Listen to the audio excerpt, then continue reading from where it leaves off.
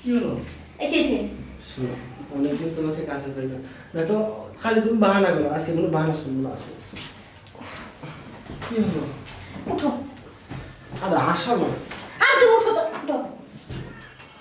কি হলো? কোথায় যাও? আচ্ছা দোকানে তো যাবো এই এখন। আচ্ছা দোকানে একটু পরে যাবো। আরে এনে বসে নে। উফ, তো সাইকেল জোরে বাটা করি। বসো। আমার জয়া শেষ হয়ে গেছে, ঠিক আছে? তুমি দোকানে দেখো জয়া নিয়ে আইবা। পিরিয়ড হইছে আমার। কি? বুঝো না? তোমার কি এই জয় কি 12 মাসে জয় লাগে? তো সবসময় পিরিয়ড হয়? আর কি হইছে মনে হয়, কোনো একটা সমস্যা হইছে মনে হয়। এর জন্য আমার প্রত্যেক মাসেই থাকে। শোনো, প্রত্যেকটা মেয়ের হয় মাসে একবার, আর তোমার যে এই 6 মাস ধরে যে পিরিয়ড হয়েছে এটা কোনোদিনও খতম হয়ে যাওয়া নাকি? কি কাহিনী কি? তুমি আমার সাথে নাটক তুমি করো? তো ডাক্তারের কাছে নিয়ে পারো, তাও বলেও না। দেখো আমি আমার সাথে আর নাটক করো না তুমি। আরে নাটক না, যাও যাও যাও, চাল নিয়ে এসো। পরে কাপড়টা সব নষ্ট হয়ে গেল, যাও তো চাল করে। আর দেরি করো না, যাও। আরে যাও তো, বুঝে থাকি, যাও।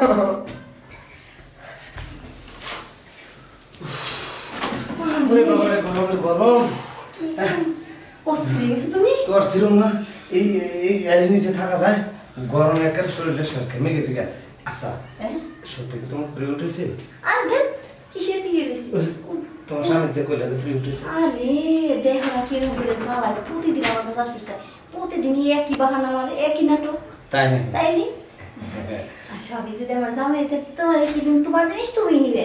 এই যে 6 মাস ধরে বিয়ে হয়েছে, 6 মাস ধরে তোমার দিতেছি, জামাই দিতে তুমি শুনো দেয়নি। এমনিকে তো তোমার আমি এত ভালোবাসি। না, তোমার স্বামী দোকানে গেছে না, তাড়াতাড়ি আয় বলবো। আমার period হয়েছে। নেও তাড়াতাড়ি আমরা শেষ করি।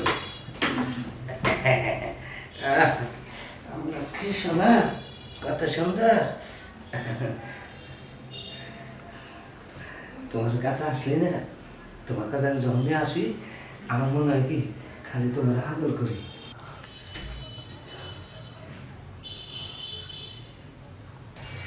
সীমা, এই যে তোমার এই এই তুই কে? এই, তুমি তুমি কি করলা? তুমি আমাকে বললা তোমার নাকি পিরিয়ড হয়েছে। ও এই জন্য বুঝি প্রত্যেকদিন আমাকে বলো পিরিয়ড হয়েছে। আমাকে প্রত্যেকদিন তুমি পিরিয়ডের কথা বলে বাইরে পাঠিয়ে দাও, পাঠিয়ে দিয়ে আমাকে পাঠিয়ে দিয়ে তুমি বুড়া বেটাকে নিয়ে এগুলো করো।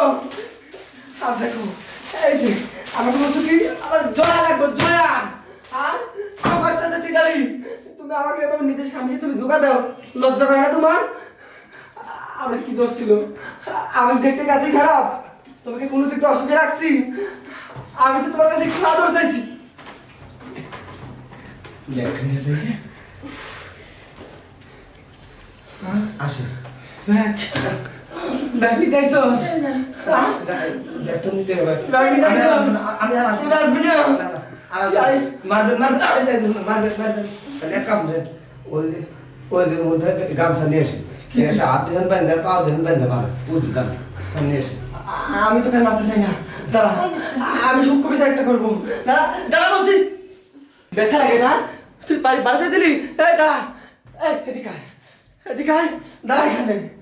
শোন, যে জিনিস একবার কুত্তায় মুখ দেয় সেই জিনিস আমি দ্বিতীয়বার আর দেখি না। এটাকে আজকে আমি তোর হাতে তুলে দিলাম, জানিয়ে যা আর কোনোদিন তুই স্বামীর অধিকার নিয়ে আমার বাড়িতে আসবি না, যা।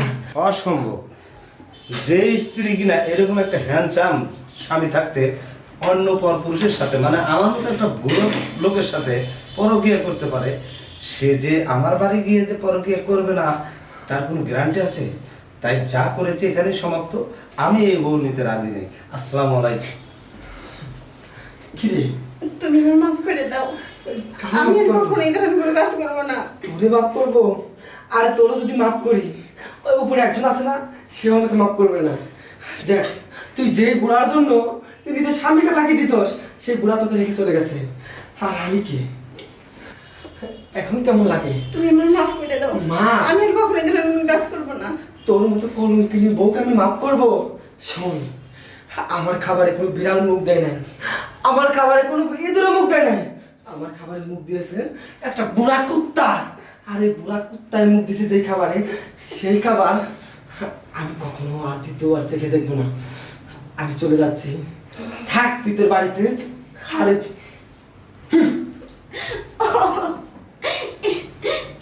হে খোদা, এটা আমি কি করলাম?